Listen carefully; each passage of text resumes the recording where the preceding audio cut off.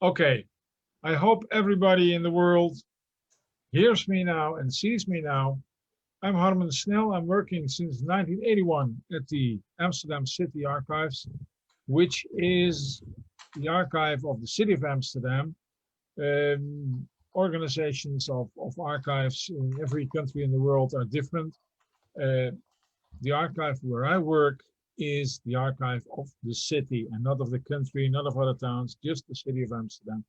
And um, this is a city with a lot of history, of course, and especially when we're talking about Jews and especially about Sephardic Jews, it's an important city. I mean, there are more important cities, Venice or London or Hamburg or whatever, but Amsterdam is one of them.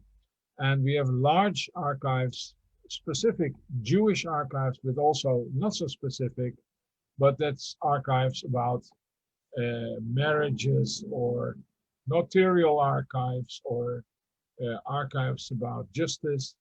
And I mean, they're not specific on Jews, but there are a lot of Jews mentioned in these archives. And I'm going to talk about tonight about the notarial archives. But first, I want to explain a little bit about the history of Amsterdam and their Jews. And the first Sephardic Jews arrived in about 1595. That's a long way since the Reconquista in Spain and Portugal, but 1595 is the first moment that Sephardic Jews arrived in the Netherlands, in Amsterdam especially. And in the beginning, there were not many. I mean, this is just about 10, 20, 30, 40 families maybe. But the liberal situation in Amsterdam made it, and the relative thing, of course, I mean, people heard from, okay, there it's safe, changed the situation. More and more people were coming. And where did these people come from? I mean, they came from Portugal, from Spain, and later in the, let's say, the second part of the 17th century, also from Italy. And that's the turning point. I mean, the first Sephardic migrants came from the Iberian Peninsula, but afterwards it changed completely. Of course, that had to do with the Inquisition, and also that many people already fled to France, to Hamburg, to the Ottoman Empire, Italy, etc. But if you look at the migration patterns, then you think, okay, all the Sephardi migrants, they must have been in Amsterdam already in the 18th century. And that's not true at all. And it has to do with the Inquisition, with the migration patterns in general. But I researched the period between 1700 and 1750, and that's an idea. It's the idea I had, that not many people come from Portugal or Spain in the first half of the 18th century. And that's not true. I mean, Hello, Harmen. Yeah? Yes, you are back. You hear me? Yes. Okay. If you see the migrants from Portugal and Spain that came in the first half of the 18th century, that's about 25% of the migrants that moved to Amsterdam. And that's amazing because everyone thinks, okay, my Inquisition is a 16th century thing, a 17th century thing. And where did the other people come from? From Hamburg, mainly, London, from the Ottoman Empire, Northern Africa, Italy a lot. So the migration from Sephardi newcomers in Amsterdam is not a 17th century thing. It's also going on the first half of the 18th century. And it has still to do with people already moved to other countries, but also people who moved from Spain and Portugal to Amsterdam. That's something which I wanted to make clear, because this has a lot of influence on the notarial archives that I'm going to talk about. Okay, notarial archives in Amsterdam. I mean, it's a huge archive. It's about almost 4 stretching kilometers, starting in about 1570s up till the 1900s. And of course, for Sephardi genealogical research, the 17th and 18th century is most important. But I mean, it's an amount that is hard to cope with. I mean, 3.5 to 4 stretching kilometers of books. And in the past, there were a few attempts to get into it and to make clear what was in there, and especially according to Jews, Sephardi Jews, Ashkenazi Jews. And Simon Hart, an old archivist from 1950s, 1960s, he started, and he wanted to get everything from the Notarial Archive enclosed. And well, in the end, he managed about 4 to 5%. And he was not really interested in Jews. He was more interested in business with Scandinavia and with the Baltics. But I mean, of course, some deeds from Jews in the 17th century, he opened it. And then there was a second attempt. That was the early Sephardi migration to Amsterdam, and that was published in the Studia Rosentaliana. It was a magazine, and they were only interested in the earliest 1595 to 1630 migration and all the notarial deeds that had to do with Sephardi Jews. Okay, I mean, this is a published magazine. I mean, it's not available online. And okay, it's only the very, very early period. These were the 2 attempts. And now, I mean, now it's 4 years ago. 4 years ago, the Amsterdam City Archives started a new project. And that project is called AAA. It has nothing to do with alcoholics, but with Amsterdam Archives. And in fact, it's called Alle Amsterdamse Akten, meaning all Amsterdam deeds. And these notarial archives, starting 1578 up till about 1900, had to be indexed and digitized. And these are 2 different complex matters. Digitizing means making pictures of every page of one protocol, of one book. And that's a lot of effort to do that. I mean, 3.5 to 4 stretching kilometers. Digitizing is a lot of work to make copies of every page. And it costs a lot. But the second thing is how to get some entrance into this whole mass of scans of pages. And that's an index program. It's called Alle Amsterdamse Akten, as I said, AAA. And there are about almost 1,000 volunteers typing in names, cities, kind of deeds, dates, etc., all kinds of things that are interesting, to get this deed, this one page, this one scan, this one book open for the public. And it's an enormous effort. I mean, they started in the Amsterdam City Archives about 4 years ago. And right now, we have done, typing in names, cities, deeds, dates, etc., 500,000. 500,000 deeds are typed in, indexed, and about 85% is controlled by other volunteers that are doing the second line of working on these indexes. That's 500,000 deeds. That's a lot. But we don't know exactly, but we think that in this Amsterdam Notarial Archives, and we're talking 1578 up till 1850 or so, there are about 20 million deeds made. Maybe 15 million deeds, but okay. An enormous amount. And we're not checking on one group or another group. I mean, all the deeds are just one deed by the other.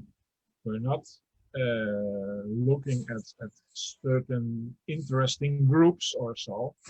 No, just one after the other, one after the other, one after the other. So in the end, the Sephardi Jews will pop up.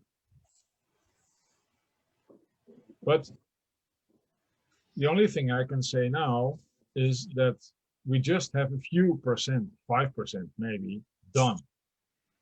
That's not much. That also means that maybe your ancestor isn't there, but maybe not. But maybe in a few years, there's 10% or 15%, and the chance is getting bigger.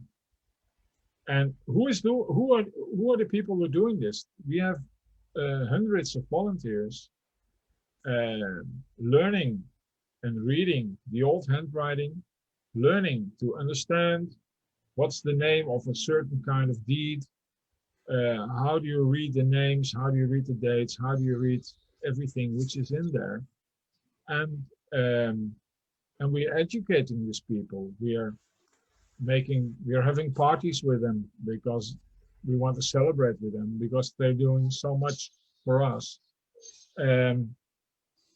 But of course, we need more people. In the end, we need more people. And you only can join if you want to volunteer, be a volunteer there. You only can join if you can read the Old Dutch handwriting, or maybe even have knowledge about other languages that are important. But I mean, it's not so easy. It's totally not easy to read the old handwriting in the 17th century or the 18th century. Is complicated. So, in fact, we need more people, but we only need people that understand what they're doing. Okay. What's there? I mean, what do we already have? What you see all the time is our website flipping over. I'm going to show you the tools. This is our homepage, and there are two possibilities. You go to Inventarissen here. I mean, I must say, for instance, that the website of the Amsterdam City Archives, it's a bit stupid, but it's not in English. It's in Dutch. And I mean, that's a bit stupid because this is an archive with lots of documents that are interesting for everyone who lives in the rest of the world. But we have already so much on our website that making there an English section or translations or whatever, that takes too much effort right now. And I'm going to show you what I mean, because if I go to Inventarissen, that's something you can do as well. You can do that at home. And I go to entrance number, toegangsnummer 1575, and I click search. You go to Notarissen, notaries. It takes a while because it's a huge amount. But if we go there, you'll see what I mean.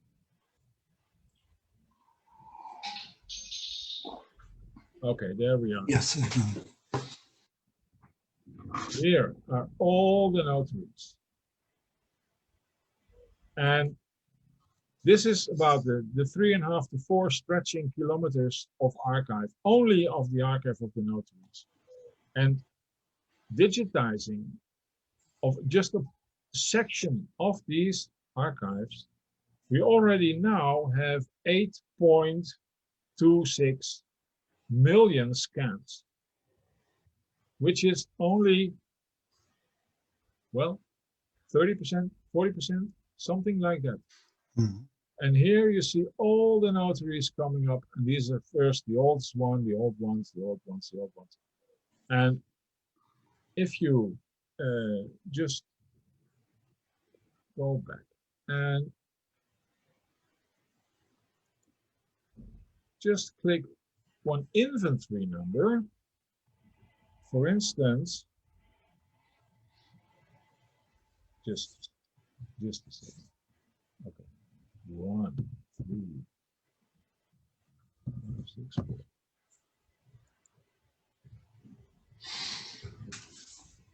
You go to an inventory. I mean, this takes a while, Mhm. clicking to every new thing. I mean, that's just because of the amounts. Yes. Don't get too excited and try to fuck up the system. Yes, you have to have a bit of patience, but Yeah, you have to. You need some patience. it will be rewarded. But I mean, you'll get your reward exactly. Yeah. Well, anyhow, I'm too impatient as well.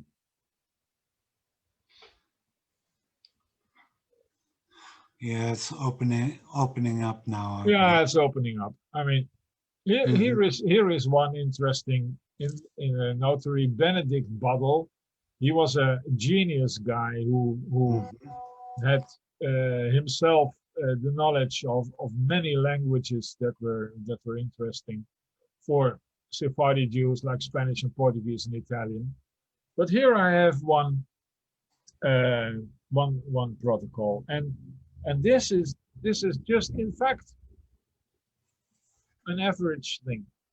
This is the Yes. digitization thing. This is still not the AAA Amsterdam Act, but this is what you can do with the digitization. Here you see this is a guy with an index in his protocol, and you can just open it from your house, and you see Isaac Orobio de Castro, David Caniela, Moses Daniels. He's not Sephardi, of course, but I mean, this is just an example. Jacob Elkan Daniels, Alida Moses Harmen Drucker, Wolf Davids. I mean, this is just an index from one notary who did a lot of things with Jews. I believe this is Dominicus Genitz. Yeah. This is Genitz. Yeah. Sure, you're totally right. He was a notary with a lot of Portuguese clients, Here, but also here is Ashkenazi clients. Testament, last will of Solomon Senior Coronel and his housewife. And this is, I mean, this is maybe not in the index, but this is something you can open from home. I mean, there is written with the alphabetical index from the year 1760. And this is how the digitization works. I mean, this notary, Dominicus Genitz, he had a lot of Jewish clients. And of course, it's a bit late for most of you. I mean, this is the 1750s, 1760s, but it's about the idea. And I mean, there are all the Amsterdam notaries, and you can see if there is a scan or a lot of scans, because one volume is scanned or not. I mean, it's not a just a page or a few pages. It's a whole volume, or it's not. Jan Barels de Jonge, he takes a long time as well. Also a guy with a lot of Jewish clients. And with alphabetical indexes every year. This is not an index by name. No, this is an index by volume. But you're free to go through it Mhm. and do it whenever you want, whatever moment you want, because this is on our website. You can do it in the middle of the night, whatever time sphere you are in. Okay, this is inventories. This is digitization. And as I said, there are more than 8 million scans on this notarial archives already. Yes, but not all of Now, them are indexed yet. and now we're talking. Mhm. We're going to index. That's where I'm here. This is the project. And you go not to inventories, inventaris, and you go to indexen. And now you can click here on the right side, uitgebreid zoeken, extern research, and you can go for achternaam, which is family name. You can go voornaam, is first name, but of course, here is the real important part, notarial archives. You click, and for instance, you say family name Pereira. I just type the name, and that gives you the first lesson. Pereira. Results 429. That's a lot. But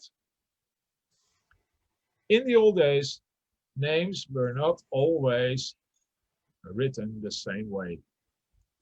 So what I do, I say Pereira. No, I say wildcard, the star on Pereira. And if I search again, instead of 429, I get 539, 529 result, 523 result. And that is because the name is also Pereira without an I, Pereira with an IG, that's accepted. Now, and then if you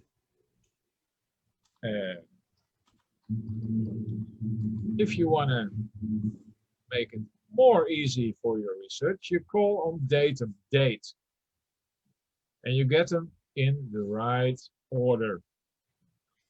And what if you call Samuel Pereira without an I? But that's no problem. I mean, the way they wrote these names are not really. And then you see here the deed. And if you click on Bekijk akte,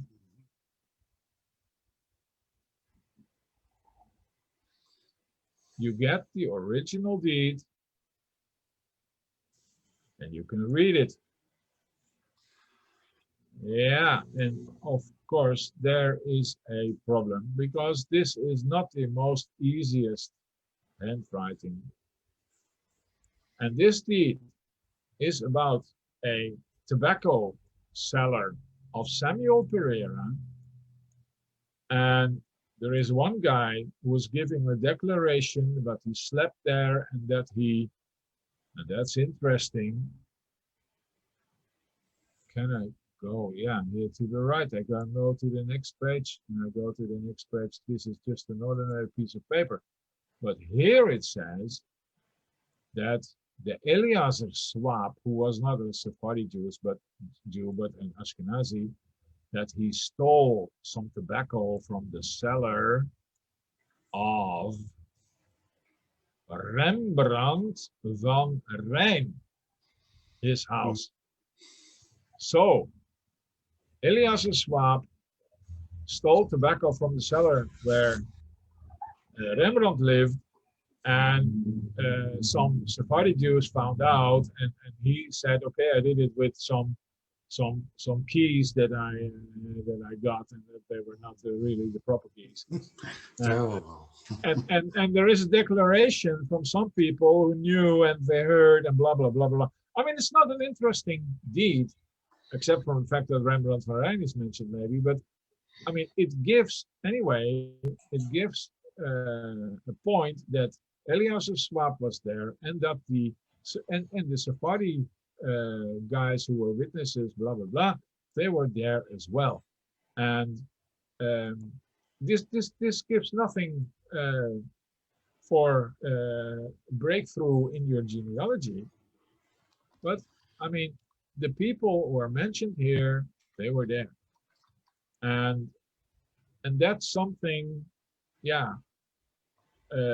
Except from the extra story that people were involved with things and blah blah blah. I mean, all these notarial deeds are not everything about genealogy. Everyone who is researching the old archives have to understand that the deeds that we're looking at were not made for our genealogical problems to solve. They were made for business things. They were made from problem things with people, etc., etc. And we have to take out a little part that can make us more, yeah, closer to our genealogical problem. But anyhow, these people were mentioned here. They were living here, and they did something. And yeah, I mean, everyone wants the one deed where the whole genealogical problem is solved. But I mean, that's not so easy. And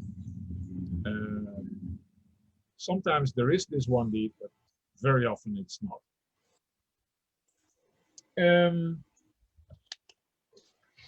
What can I show you? I mean, this is just one example.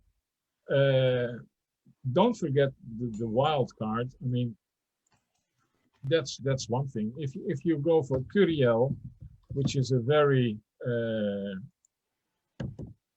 important Amsterdam Sephardi family, and remember, this is just a few % of the deeds that's already in there. 282 Curiel deeds.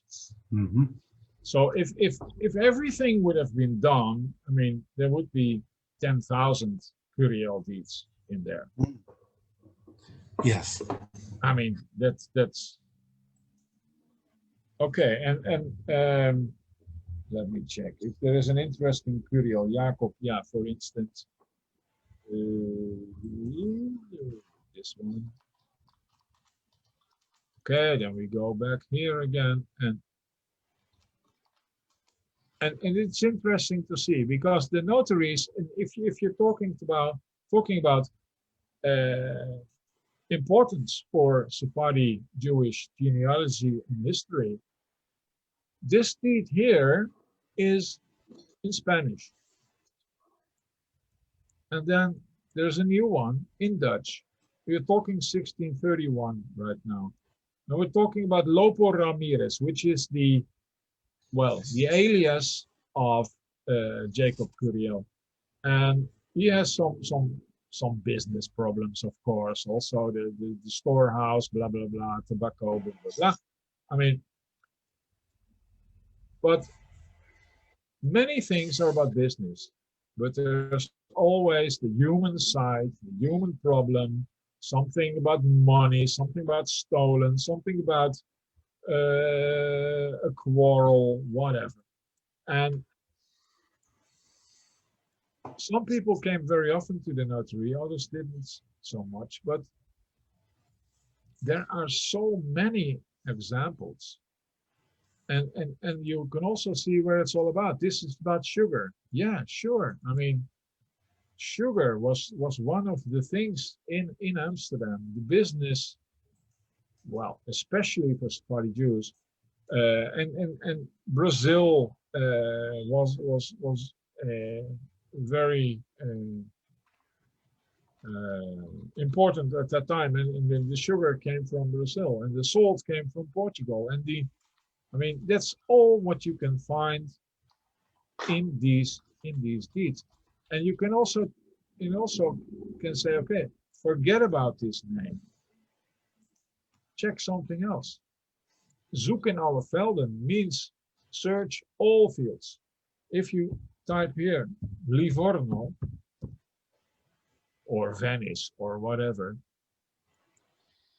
then you get all the deeds that has to do with Livorno. And of course, these are not all Jews that has to do with it, but just go through it and see if there's a connection. Yeah. You have a question, Tom? I was looking for that. So you answered my question. How do I find the place name and within these indexes? I was looking the other day for Izmir, couldn't find it, but I think it will have been called Smyrna. Yeah, that's of course a problem. I mean, the whole website is in Dutch. I explained that a little bit earlier. All the names of the deeds are in Dutch, and of course, if you are in an English-speaking country or another language, yeah, that is not maybe all that clear in the first sight. I mean, very important deeds. Most people think, oh, a last will, that's very important. Well, sometimes it is, but most of it, last wills are not so important at all. More interesting are attestaties or verklaringen, meaning declarations. They give inside information about people, about situations. Very important are machtigingen and procuraties, meaning proxies. People live here, they want to have something done in another town, and they give a proxy to somebody who can do that. And I mean, sometimes it's relative, sometimes it's a friend. These kind of things are very common and yeah, in fact, genealogically seen more important.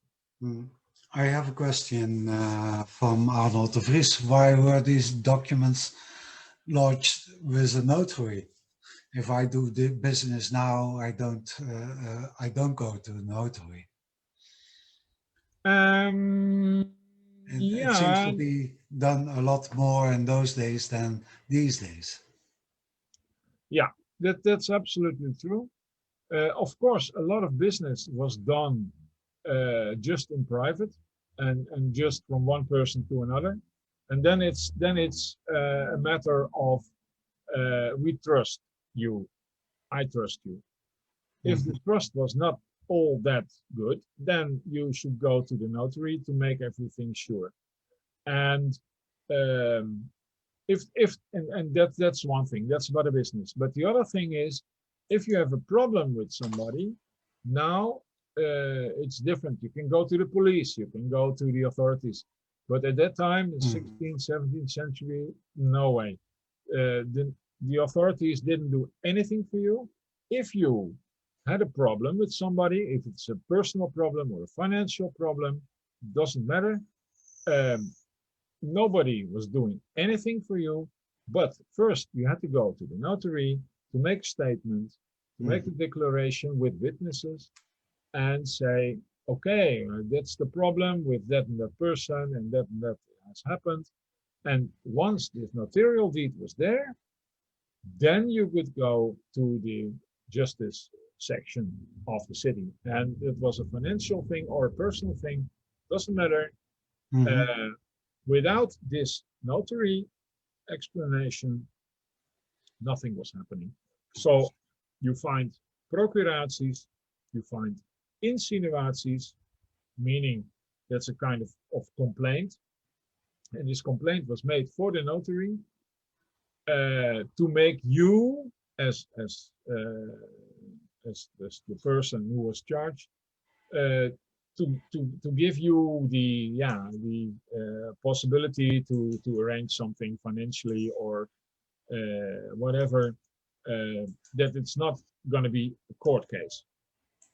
And so the notary was sent by somebody who had a complaint to the person he was complaining about, and he said, okay, this is the complaint, what are you doing?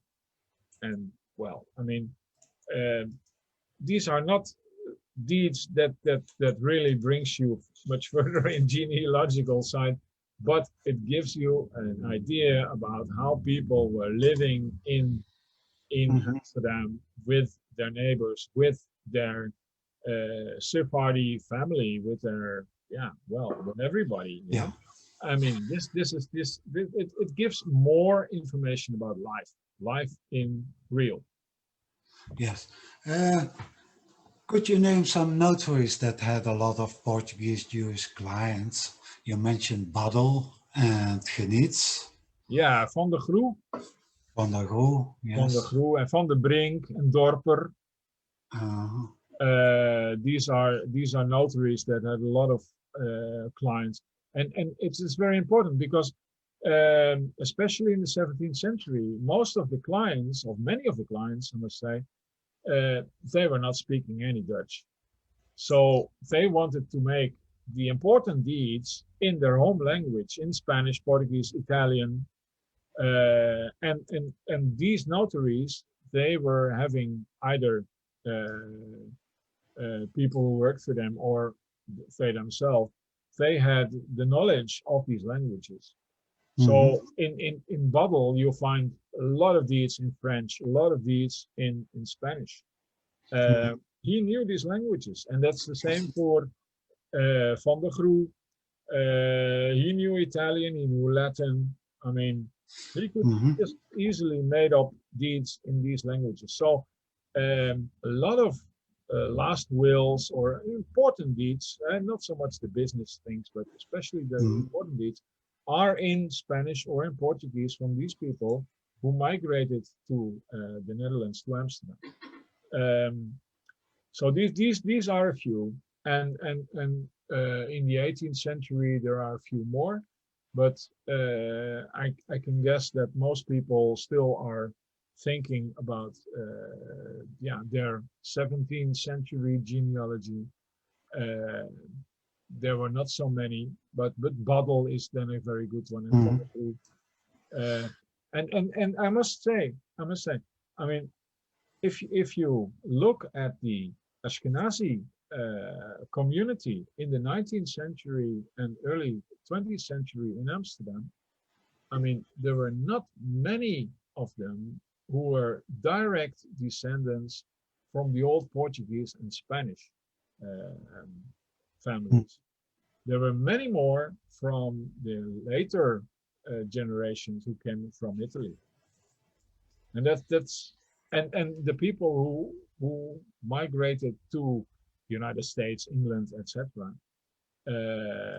Since the 18th century, they were also for a lot, big lot, uh, descendants from the Italian families, mhm. and not so much from the Spanish Portuguese. Yes. Um, I was thinking that a lot of Dutch Jews migrated in the 19th century.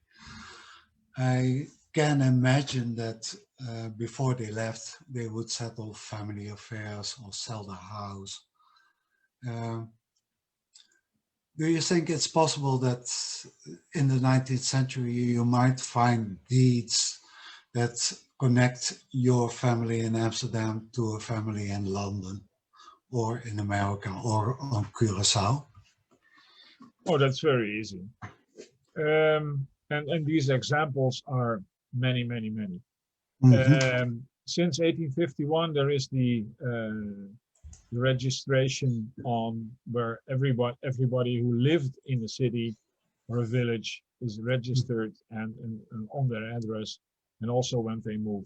So Hmm. since 1851, it's easy to see people going to London, and especially in the 1850s, 1860s, 1870s, many, many, many Hmm. moved to London and Yes. also to the United Hmm. States. But the thing is that the migration to London started much earlier, already Hmm. in the let's say 1720s, 30s, 40s.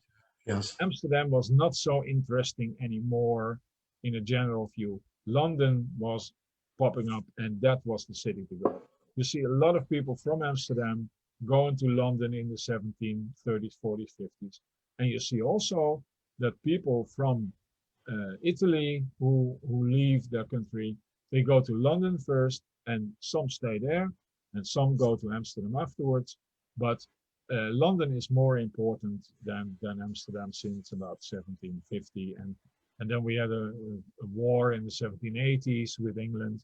That was the end of Amsterdam's welfare.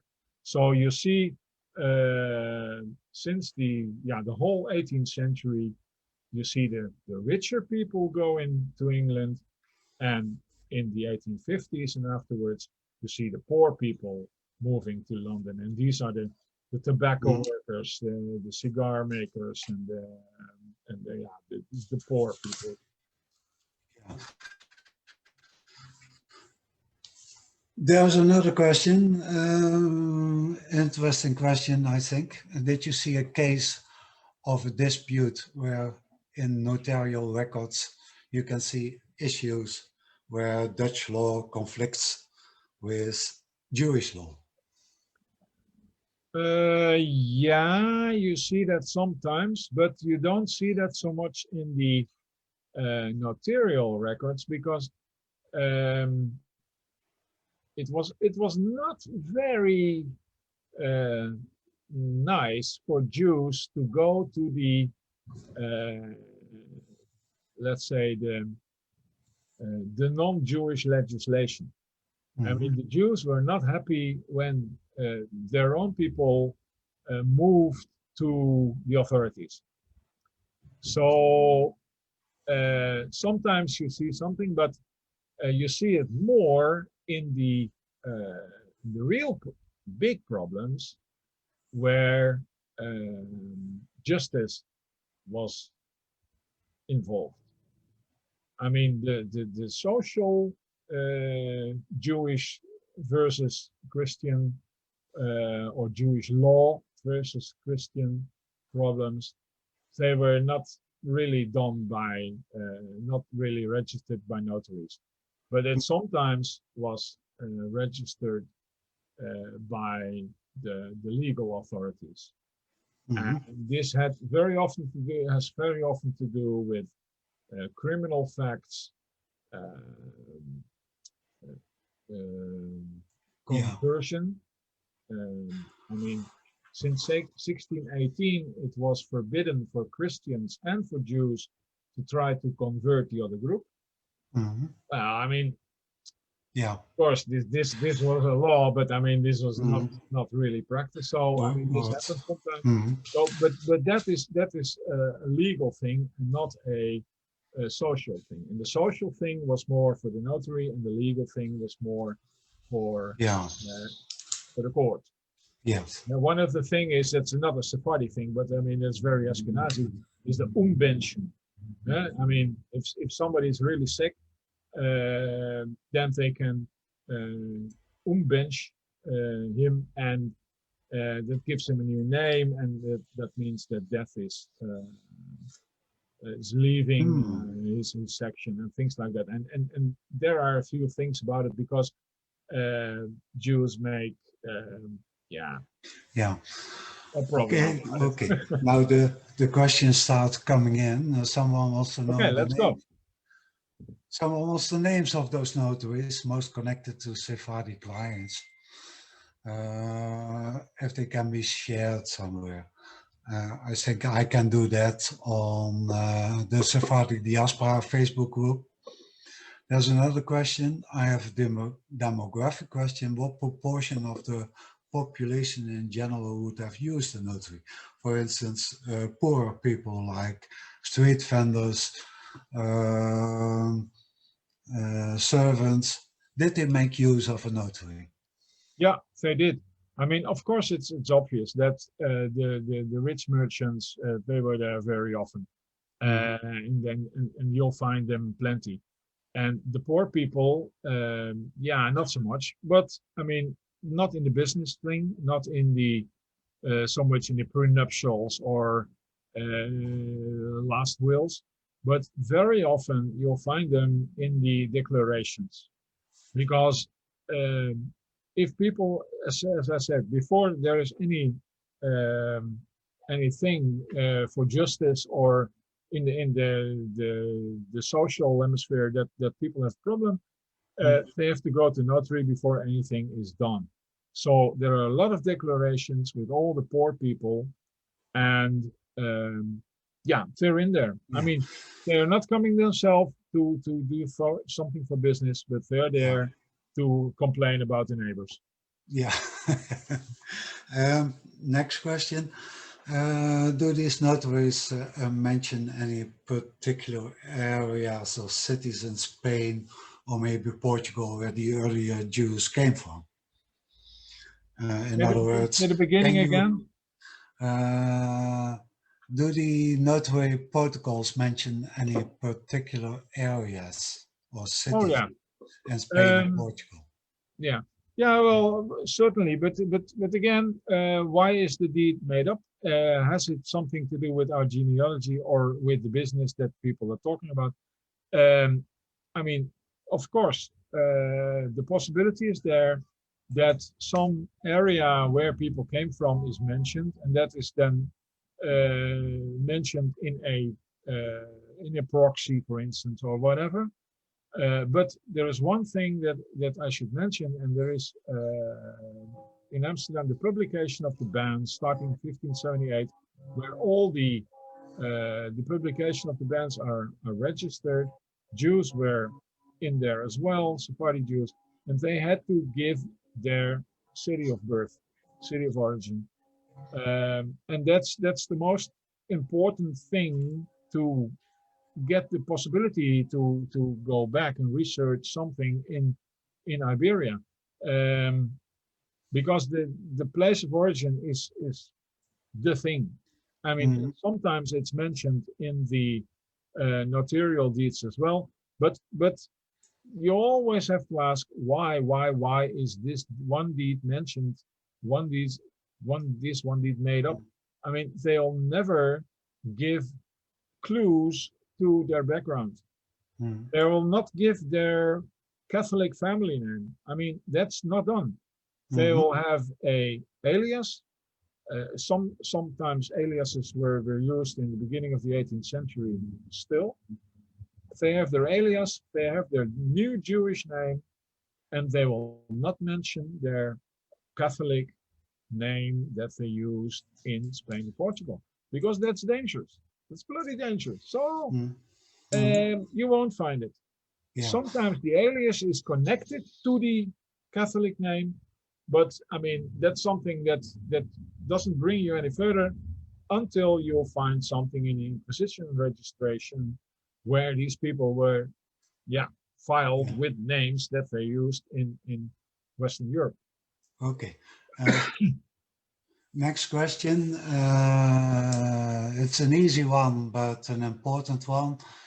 Are the births, marriage, deaths, and so on records for Amsterdam Sephardim held within this archive? Yeah, Uh, they are. Um, sorry. hmm, Yeah, birth registration from the Sephardic community starts about 1740. Marriages, as I said, are from 1598 when the first Sephardi Jew married in Amsterdam. Burials are from about middle of the 17th century. And there are also circumcision registrations, which of course excludes the girls, from about 1683 with some lapse. mhm, yeah. Um, and not everything. I mean, the burials are online. The marriages in Trouw and in Mokum and on our Mhm, own websites are online. yeah. The birth is online, not the circumcision. That's not No. online yet. We're working on it. Um, Okay.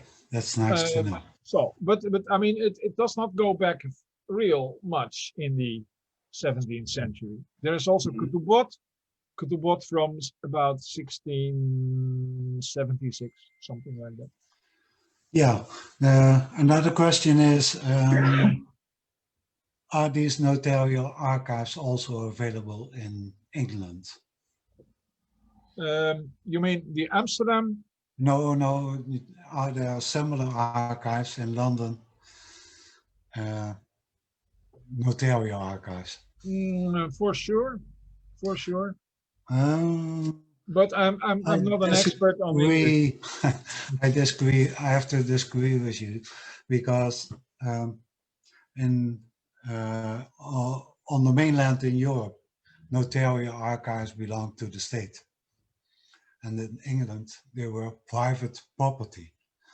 So if a notarial archive is preserved or lost depends on the notary himself, and mostly they are lost, which is a great pity because of course London is a very big city and had a lot of notaries, and we can see the names of those notaries in the Amsterdam Notarial Archives. When someone from London did business in Amsterdam, they needed a notarial declaration to do business in Amsterdam. So alas, those archives are mostly lost. Well, which emphasize, which I didn't emphasize yet, but I mean, I'm talking about the Amsterdam Notarial Archives, but if you type in certain towns and again use the wildcard, the star somewhere, because sometimes towns are written in another spelling, but there's a lot of information in the Amsterdam archive from other cities and towns outside Amsterdam, yeah, I mean in other provinces of the Netherlands, but also in other countries. So even if you check for Gibraltar, you'll find a lot of results, and that's also one of the important parts of this Amsterdam Notarial Archives, that you have a lot of information from other areas. Yes. Well, from personal experience, I can say that these archives cover the world. You may find their business dealings with India, with Gibraltar, with the Americas, with London, with Hamburg, of course. Yeah. And the Sephardim were very much involved in this international trade. Absolutely. This is a question that you already answered, but maybe it's good to say it again. Is it possible to search for just the location, the place name? Yeah, sure. I mean, if you And go to indexes and you type in to the first section, and you find you'll type your city or town there. I mean, the only thing is that, and you gave the example already, if you want to find Izmir, well, that's a name that was not very well known in the 16th, 17th, 18th century. So you need the old town name, which was Smyrna in this case. And if you are used to Leghorn as that city in Italy, yeah, that's the English name. I mean, you should use Livorno. And Venice is something we also didn't know. We call it Venezia. So, I mean, you have to figure it out a bit. Yes. But in fact, you can.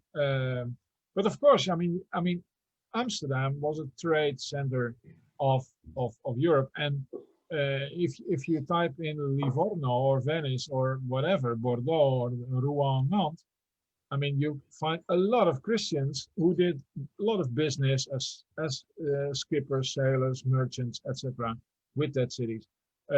So you find a lot of non-Jews there too. But I mean, it's easy. Even if you get 2,000 hits in a few minutes, you click, and you're through. Yes. Another question is, well, also an easy one for you. Can I find somehow my family in archives of the Sephardic synagogue? Yeah, of course. And these are also online. Huh? Yeah, this is archive number 334. Go to inventaris and type infantry 334. Again, I mean, you need to understand a little bit of Dutch, but okay. I mean, um, what do you want to find there? I mean, the ketubot, which is an important source, are in this archive. The birth registration, circumcision registration is also there. But the most important, and I'm going to show you this, most important on Jewish research is indexes, and go to uitgebreid zoeken on the corner here, go to ondertrouw, which is publication of the ban. And Jews not always did it, but most of them did. Mm-hmm. They had to go when they marry, when they wanted to have their Jewish marriage, they had to have their public marriage first. And just type the name Costa, it's just obvious, Costa, and just click on the trouw and you say search. And you get all the Sephardi Jews who marry. And you always have this screen. And of course, then it's a matter of reading it. And then it says, and this is about a 1647 marriage of Isaac da Costa from, this is an A, which means he's from Amsterdam, 34 years old, having no parents, living there with Sarah da Costa, also from Amsterdam, 25 years old, with Joseph da Costa, her father. I mean, and this gives you most of the direct information about where people came from, etc., etc. Yes, does from Amsterdam always mean that they were born there? Yeah, if they say that they did. I mean, I cannot guarantee that. I mean, that's what they say. That's what we have to believe until somebody else has proof for something else. But I mean, that's what they say. And if they say if they're from Amsterdam, you have to believe it. If they're saying they're from Malaga, okay. I mean, then we believe that. Until in Malaga, you'll find out that they're born in Valladolid. Yeah, okay. I mean, but that's genealogy. And never believe something which you have seen only once. You need proof and double proof and double proof. Someone has trouble navigating the site. If you search for the place name Wenen, spelled W-E-E-N, meaning Vienna, you get 250 results per page, but you can't get to the last page quickly. Do you have to go from page to page? Wait a second. No, you don't have to go from page to page. Sorry, this and then this. Okay, let's search. You see here. Those are last names, no? No, yeah, it doesn't matter really. It's about how to search. I mean, here you see, you've got 25 per page. You see, this is page 1, and you see, if you type here, number 41, and you say, go, then you get to the last page. Yes. So just change the. Oh, wait a second. This didn't work. 41. Hey, this is strange. This normally should do. Yes, it's a bug, I suppose. No, yeah, I don't know, but I mean, this normally should do. Yes. If you and I mean the most easy one is, I mean, we we can say date. Mm-hmm. I get the oldest one now. If I click again, I got the most recent one. Yes. Mm. So if you don't want to skip too much, I mean, just Mhm. change date and you got the last one. Yes. If Now I click all again, kinds of. I got the oldest one. Mhm. Well, Yes. not completely. Yes. Well, I mean, that's the idea. And you can always narrow your search. Yeah, and you can always narrow your search, of course. I mean, Yes. you can also click on first If name you or family name. if you just click one just for the sake of showing what is there, click Isaac Abraham van Wenen. Yeah, okay. You think, oh, Just what's to that? tell, if you scroll down, you can see that you can see the deed, bekijk akte, but you can also download the scan, very easy. Yeah, here, And if download. you click below that on the paperclip, you can here copy a permanent link to this Yeah, deed and copy it to your family tree or your story or your historical article or whatever. And I've done a bit of research, but they promise that this link will be there for a long time to come. So you can preserve that for quite some time.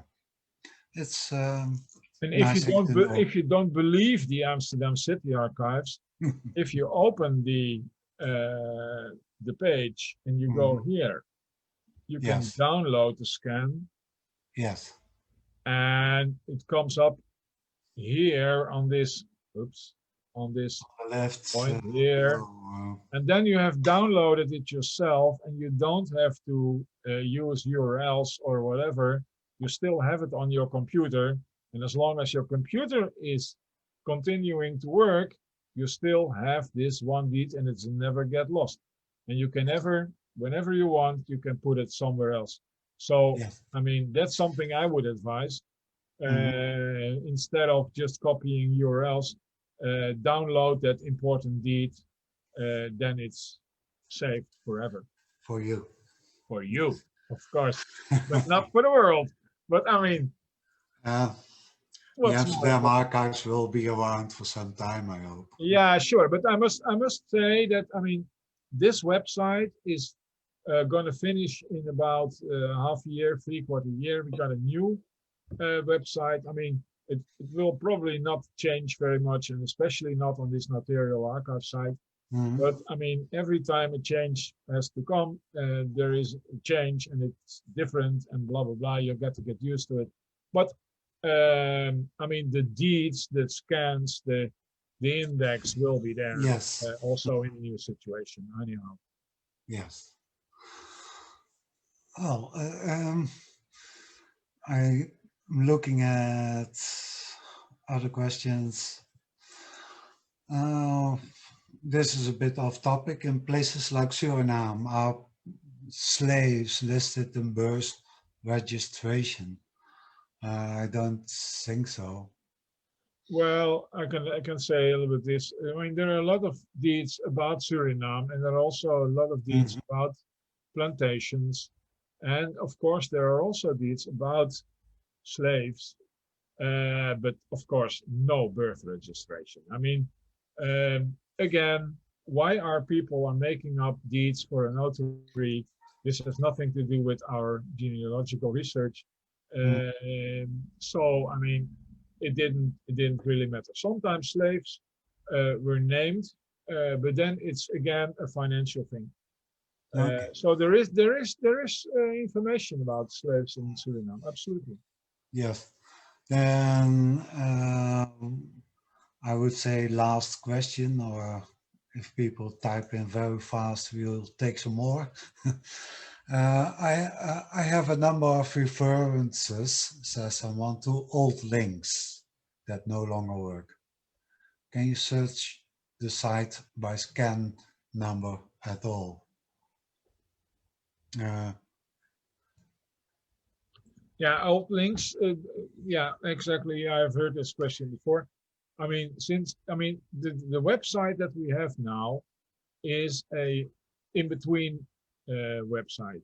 We had to leave our old website and we're waiting for the real new one. And now there's a website in between, and all the old links don't work anymore. And I have no idea how to get into them. The scan numbers should be the same, but I mean that's something else as a link. If you find a deed, and like you have on the screen, it says position scan. Scan Oh yeah. nota 223 Forget about it. 167. That's the old link number, but I wouldn't know how to find it if I didn't have this on my screen. Oh, that's a very easy one. I mean, forget positions. I mean, positions, that has to do with the volunteer who is typing in the names. He's seeing on a page somewhere in the right corner, blah, blah, blah. And that has a kind of code. That's not interesting.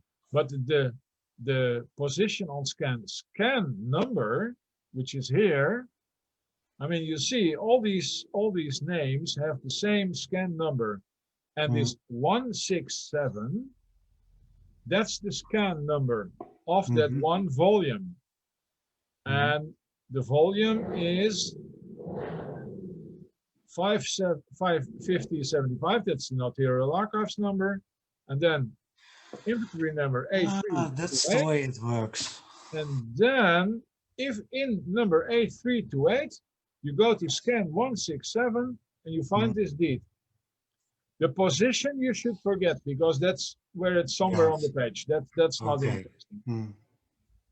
So the last three numbers of the scan are always the scan number, not the page number, but the scan number. So if you know here 167 and you know 8328, you go to info. This. Wait a second. I just write it down, not to make the mistake. 8328, and then 167. We're talking about Roosje Moses, yeah? Inventories. Entrance number for the Notarial Archives, 5075. Inventory number 8328. Go. And then it will take some time to open up, but it will. No, this goes pretty fast. This goes pretty fast. Okay.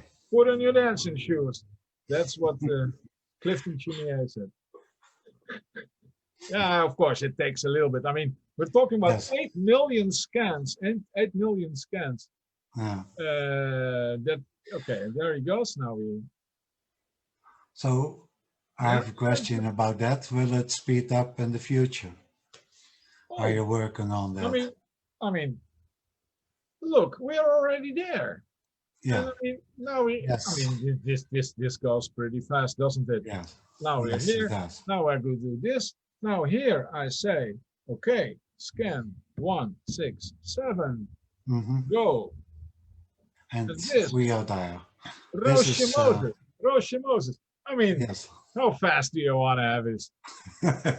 This is fast enough. Perfect, isn't it?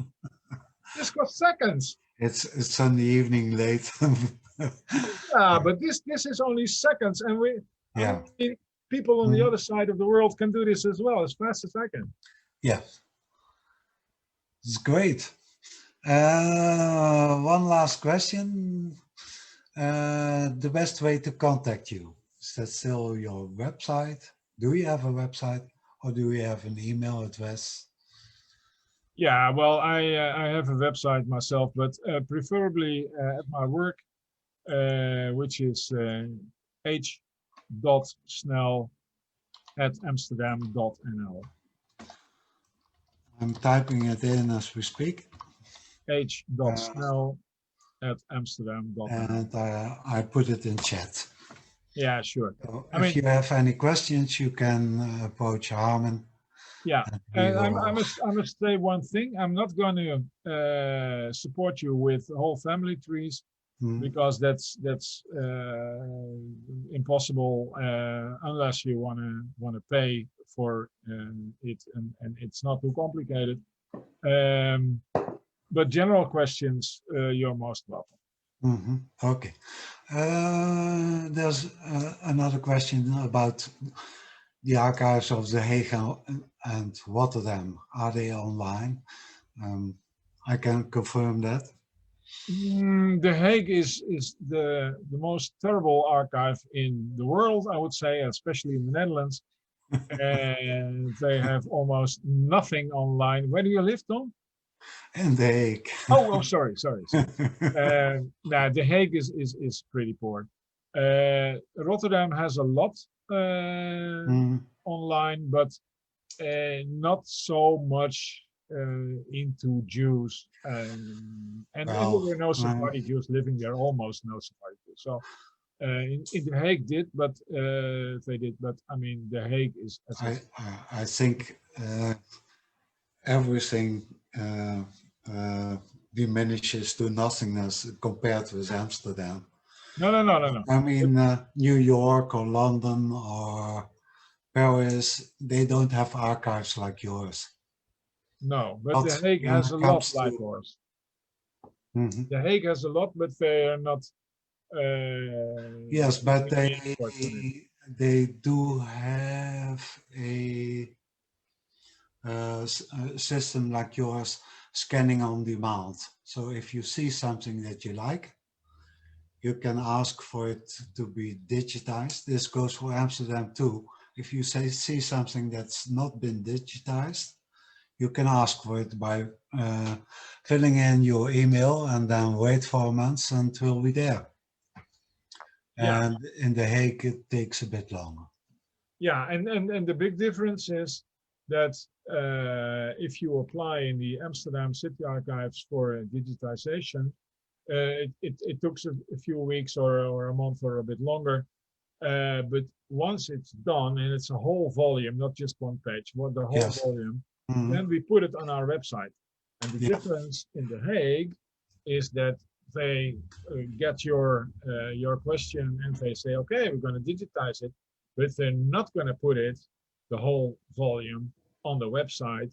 Once they send it to you, they destroy it. Mm. Mm. And it's not on the website. Mm. Okay. Uh, yeah.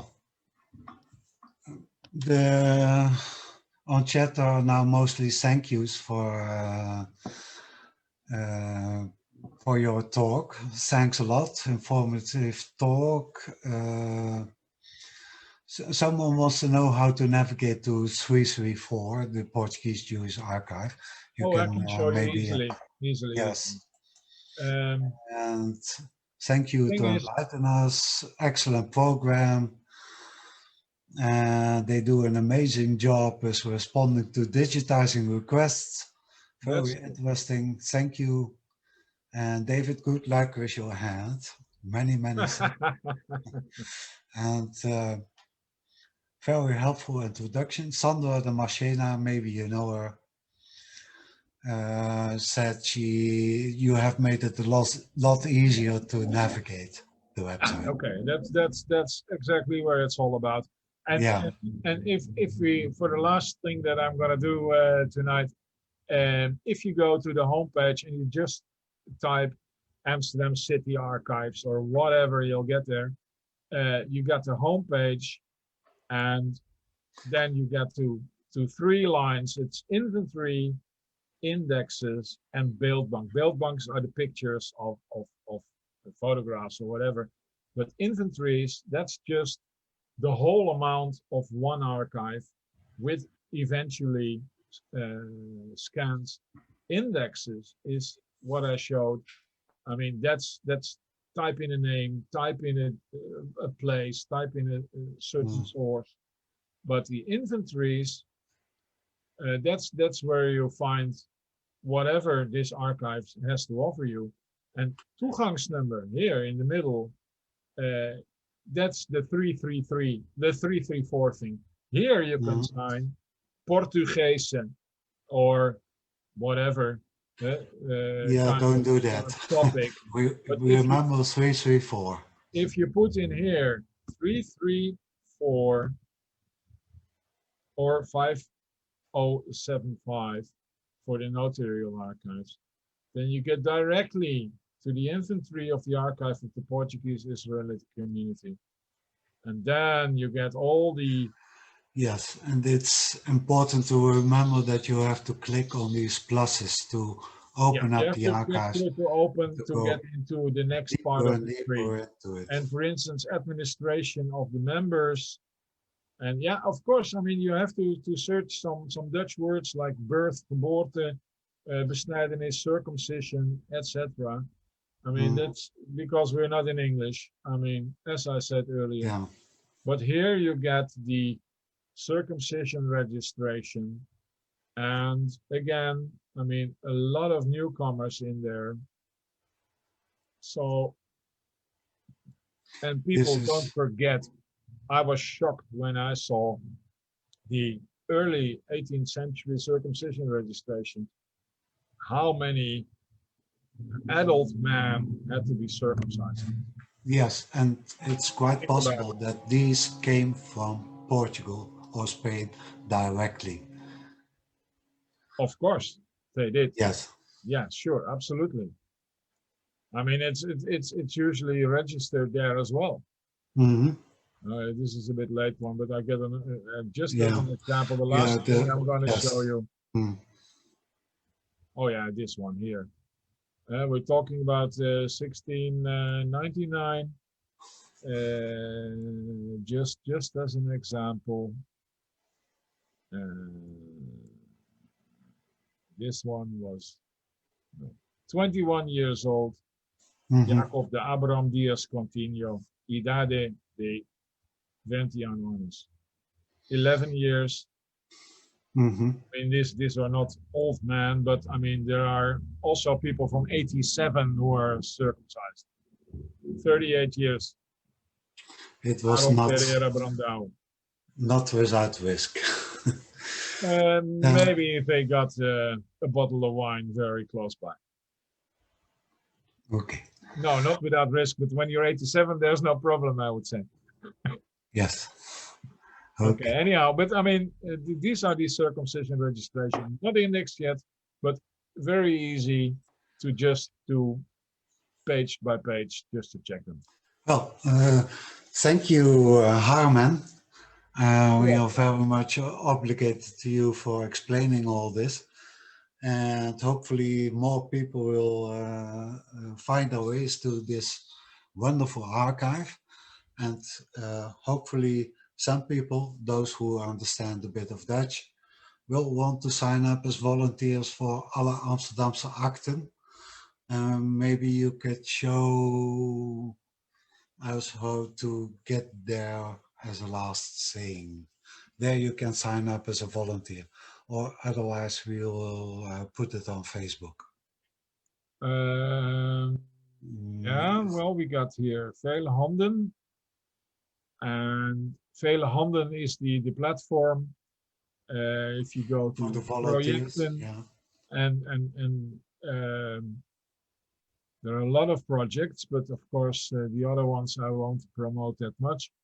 And there is Vele Handen project, Alle Amsterdamse Akten. You click, you see all the details.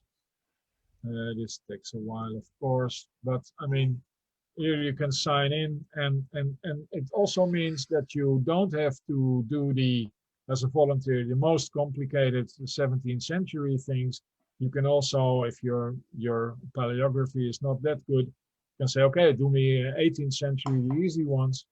Well, this takes a long time here now, but I mean, you see what I mean. Vele Handen, there she comes. Yes. Well, here's all the information. Here you see the amount of scans, 512,000, statistics, blah, blah, blah, everything. And Yes. here is also possibility to log in and to And also you may find there nice stories about what those volunteers are encountering in their indexing projects. There are oh many yeah, nice stories, but all in Dutch. So you can use Google Translate to get the essence. yeah. I think we can wrap it up now. If you stop screen sharing, then I can start mine.